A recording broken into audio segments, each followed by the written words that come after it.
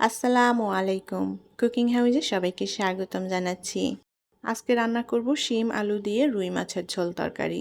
শিম আলু দিয়ে মাছের এই ঝোল তরকারিটা খেতে দারুণ মজার হয়।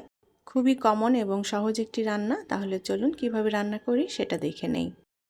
প্যানে পরিমাণ মতো করে তেল দিয়ে দেব আর এই তেলে প্রথমে আমি মাছ ভেজে নেব। আমি এখানে রুই মাছ নিয়েছি আর মাছে আমি হলুদ লবণ আগেই মেখে রেখেছিলাম। মাছগুলোকে এখন আমি একটু লাল লাল করে ভেজে নেব। মাছগুলো কষিয়েও রান্না করা যায়, ভেজেও রান্না করা যায়, যার যেটা ভালো লাগে সেভাবেই রান্না করে নিতে পারেন। এপিট ওপিট উল্টে দিয়ে মাছগুলোকে আমি লাল লাল করে ভেজে নেব, তবে খুব বেশি কড়া করে ভাজা যাবে না, তাহলে মাছগুলো শক্ত হয়ে যাবে।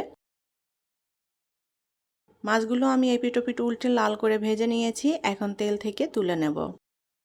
চুলায় একটা প্যান বসিয়ে দিয়েছি, এখন ওই প্যানে মাছ ভাজার তেলটা দিয়ে দেব। এই তেলেই রান্নাটা হয়ে যাবে।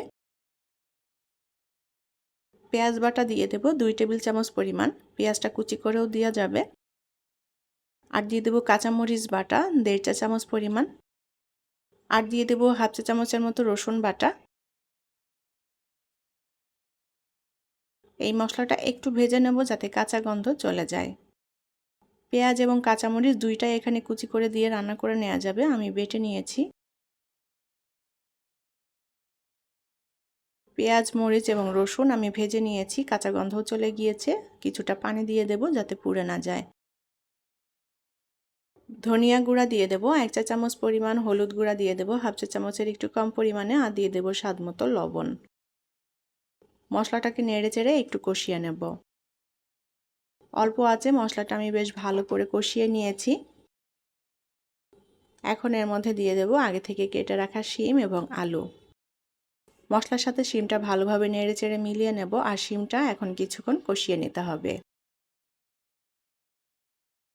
শিমটা আমি 3-4 মিনিট মতো কষিয়ে নিয়েছি মশলার সাথে। এখন পানি দিয়ে দেব সেদ্ধ হওয়ার জন্য। শিম সেদ্ধ হওয়ার জন্য যে পানিটা দিয়েছি, পানিটা টেনে গিয়েছে, শিম আলু দুইটাই সুন্দর মতো সেদ্ধ হয়ে গিয়েছে। আমি শিমটা ভালো মতো কষিয়েও নিয়েছি।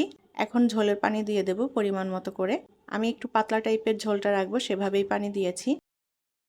ঝোলটা ভালো মতো ফুটে উঠেছে, এখন এর মধ্যে ভেজে রাখা মাছগুলো দিয়ে দেব। মাছটা দিয়ে আমি আরও 5-6 মিনিট মতো রান্না করে নেব।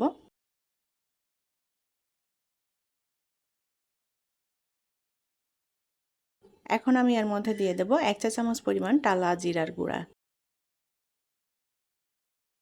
জিরার গুঁড়া দিয়ে নেড়েচেড়ে ঝোলের সাথে মিলিয়ে নেব।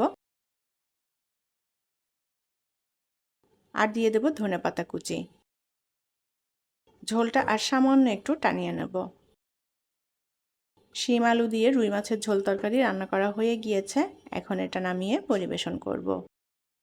শিম আলু দিয়ে রুই মাছের এই ঝোল তরকারিটা সাদা গরম ভাত দিয়ে খেতে দারুণ লাগে। আমার আজকের রেসিপি যদি ভালো লেগে থাকে তাহলে প্লিজ ভিডিওটি শেয়ার করবেন। পরবর্তী রেসিপি দেখার আমন্ত্রণ জানিয়ে বিদায় নিচ্ছি। আল্লাহ হাফেজ।